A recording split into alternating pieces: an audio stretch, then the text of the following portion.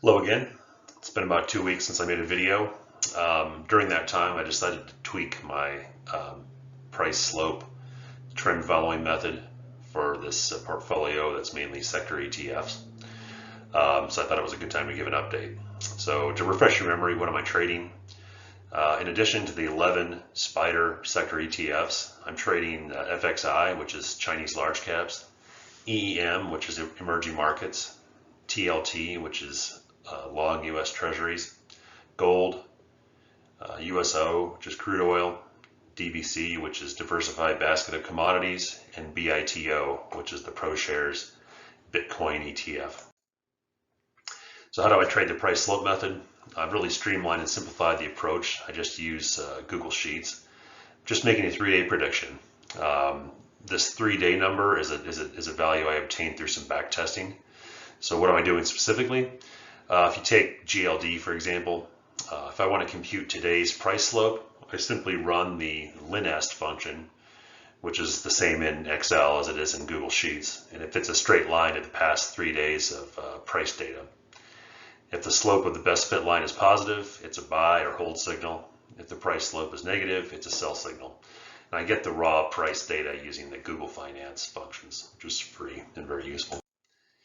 So you can see over 2 months of trading, the price slope method, SPY and IWM had a huge rally and then lost almost all their gains.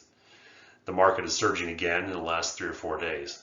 So the differences between my P&L curve and SPY and IWM are really interesting. During the sharp market surge, I'm sort of able to follow the market up, but from the green curve, which is my cast position, you can see that I'm going in and out of the market aggressively during this time using this 3-day price slope method when I should have just stayed in the market. So on the other hand, when the market's declining fast, the price slope method does a great job of limiting my downside. I hardly lost any money between the market peak on August 15th and the bottom on September 5th. So I'll make an obvious conclusion. When the market's going up, the price slope method is too conservative. When the market's going down, it works great. So my simple modification to the price slope approach is to augment it with a 10-day simple moving average.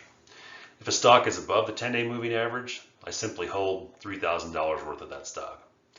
Since I'm trading 18 stocks, if all of them were above the 10-day moving average, I would need $54,000 of investable cash. On a $30,000 portfolio, that means I'm using margin. We're currently in a big boom the day that I'm recording this, and we'll see how long it lasts, but for reference, I'm using $12,000 in margin right now. If the stock falls below the 10-day moving average, I switch to the more conservative 3-day price slope method. So I've been trading this tweak for several days now, so it's too soon to see if it'll work, but I'll report back maybe in a few weeks. So to justify kind of using 10-day moving average, here's the daily price of SPY in blue versus the simple 10-day moving average in red for the past 163 trading days, which is about 8 months. You can see very clear peaks and troughs and trends emerge within the 10-day moving average. When the 10-day moving average is trending up, the daily stock price is usually above it. When the 10-day moving average is trending down, the daily stock price is usually below it. So I picked 8 dividing lines corresponding to clear peaks or troughs in the 10-day moving average to split up SPY into bullish periods and bearish periods. So this was a little interpretive. There's no single way to do it. But what is a false signal? So a false signal is when we're in a bear period and the stock price rises over the 10-day moving average. We expect it to be below. A false signal is also when we're in a bull period and the stock price dips below the 10-day moving average. So out of the 163 days analyzed, I noted that we had 46 days where we had false signals. So on the other hand, this means that the 10-day moving average kind of got the general trend of the stock correct 72% of the time. This is not necessarily a win rate. I go blindly long the stock when I'm above the 10-day moving average. So the false signals would be days that I would lose. So yeah, during those bullish times, my win rate probably is about 70%. But when the stock is below the 10-day moving average, I'm not blindly in the stock. I'm actually using the shorter 3-day price slope method I'm trying to capture short-term pops up while generally preserving my account balance against the general downward trend. So this is hardly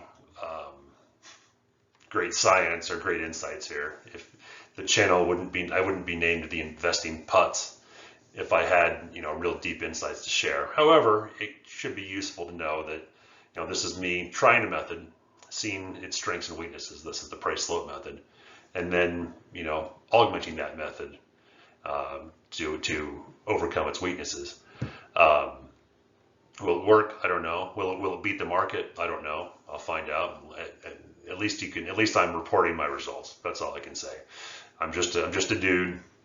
I'm just trying to use some common sense, and we'll see if it works. So anyway, I hope you enjoyed the video. If you got questions or comments, leave them below. And if not, I will see you in the next video. Thanks.